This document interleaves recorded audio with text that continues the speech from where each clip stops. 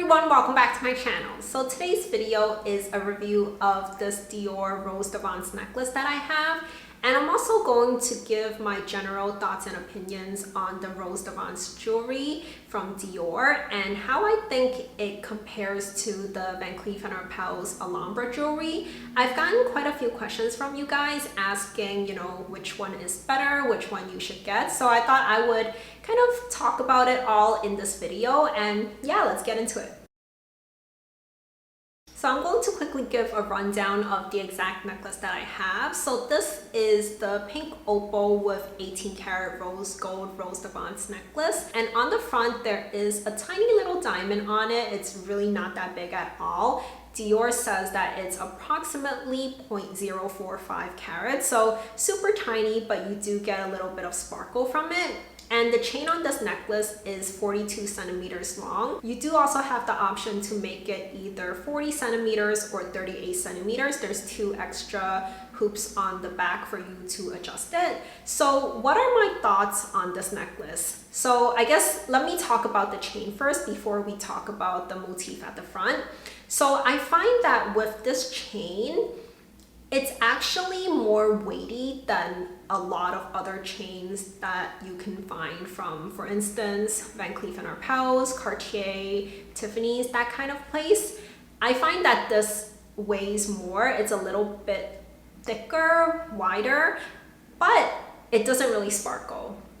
That's kind of like one of the things that disappoints me about it in a way. I would ultimately like it to have some type of sparkle to the chain. It doesn't really do that, but the fact that it is kind of like heavier makes it a little bit more comfortable to wear, in my opinion. Sometimes I find that if the chain is too thin, then over time it kind of like goes up my neck and it almost feels like I'm being choked by the necklace. So I don't really have that issue with this necklace at all. It always sits really comfortably on my neck, but then again, it is quite a plain chain on this necklace. So for my necklace specifically, I mainly see this as a gold and diamond piece of jewelry. Yes, there is the pink opal stone on it, but I don't really treat that as kind of like the highlight of this necklace because it is pink on pink and it doesn't really stand out that much. I would say that, like the diamond and the kind of like 8-point star that's in rose gold does stand out the most because that's what really reflects light. Of course, this necklace is reversible, so if you wanted to highlight the stone, you can always flip it around to the opposite side.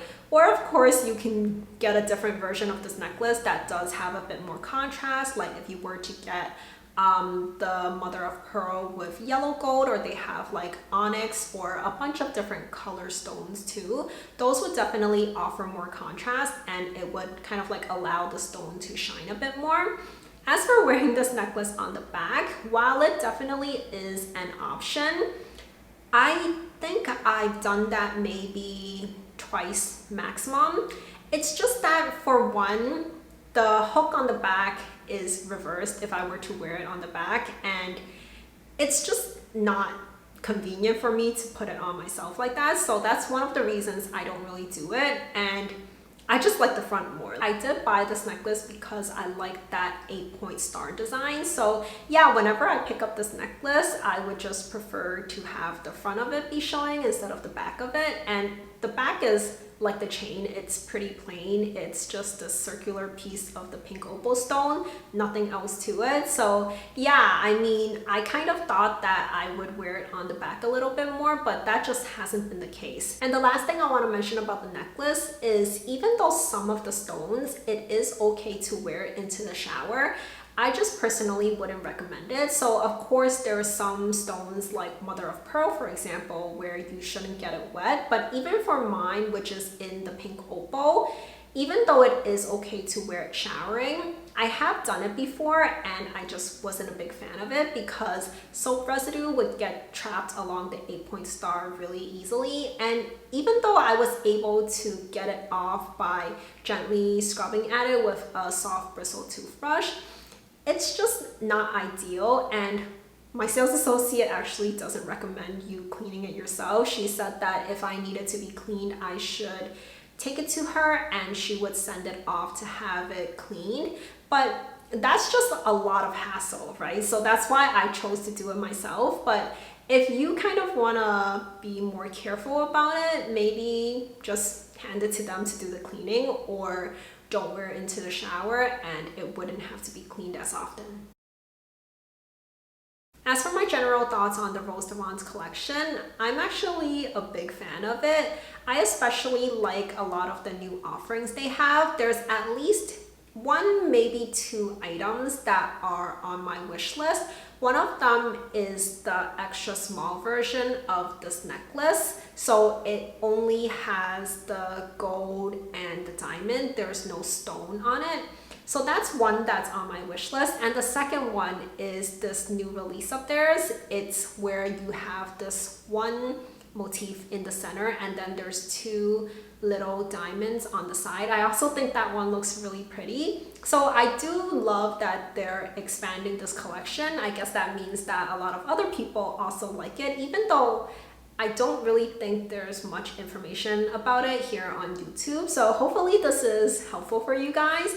And I feel like I can't really talk about the Rose Des Vents collection without kind of like subconsciously comparing it to the Van Cleef & Arpels Alhambra collection. So I would say that what makes the Rose Des Vents collection a lot more wearable in my opinion is that with the Rose Des Vents collection, you do have a lot of pieces that are very friendly for daily wear, while for Van Cleef & Arpels with the Alhambra line, I feel like it goes from, you know, like your daily pieces to super fancy really fast. So for example, with Dior, they do some of these necklaces with like 3 motifs, for example, whereas for Van Cleef & Arpels, it goes from like 1 motif to like 10, which is such a stark difference. And you know, sometimes people are just looking for a little bit more bling, but not something that is so in your face. So for me personally, when I was at the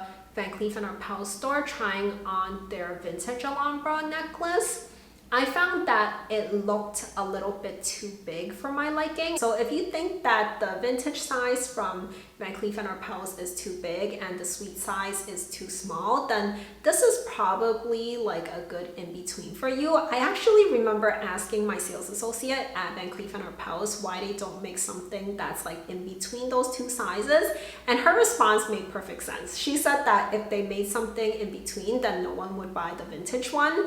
But yeah, I think that you can just go to a different store to buy something that is a better size for you. Also, I think the Rose Des Vents collection at Dior is just a little bit more worth it in terms of the price. I do find that it is a little bit cheaper for what you get. So for example, you do get a little diamond with it. I mean, it's tiny, like I've mentioned, but you do get a little bit of diamond with your item, and you do get a little bit more gold because the necklace is a little bit more weighted. So yeah, it is a little bit more worth it, especially since the necklace is technically reversible.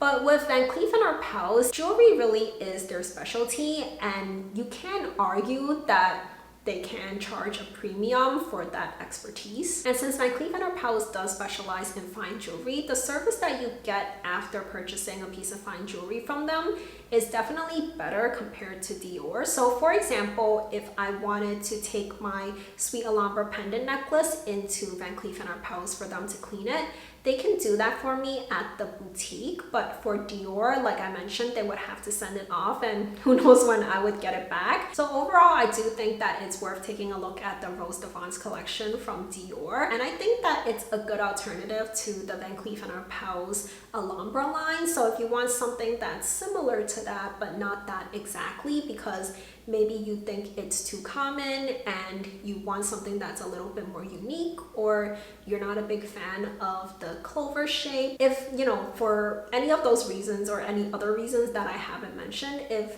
that's the case, then I do think that you would be able to find something that you'd be happy with from Dior's Rose Des Vents collection instead. But I do have to mention that if what you want is the Alhambra collection from Van Cleef Arpels. Don't settle for something else just because maybe like the item you want is not in stock or something like that, because I think that ultimately you'll just want to buy whatever it is from Van Cleef Arpels anyways. So that is it for this video reviewing my Rose Des Vents necklace and comparing the Rose Des Vents collection from Dior to the Van Cleef Arpels Alhambra collection. And I really hope this video was helpful for you guys. If there is anything that I didn't mention in this video, if you have any other questions, do leave them in the comments down below and I'll definitely get back to you about it. And if you haven't already subscribed to my channel, please do consider subscribing for new videos every single week. And I'll leave 2 videos on the screen for you to watch next, so I'll see you very soon. Bye for now.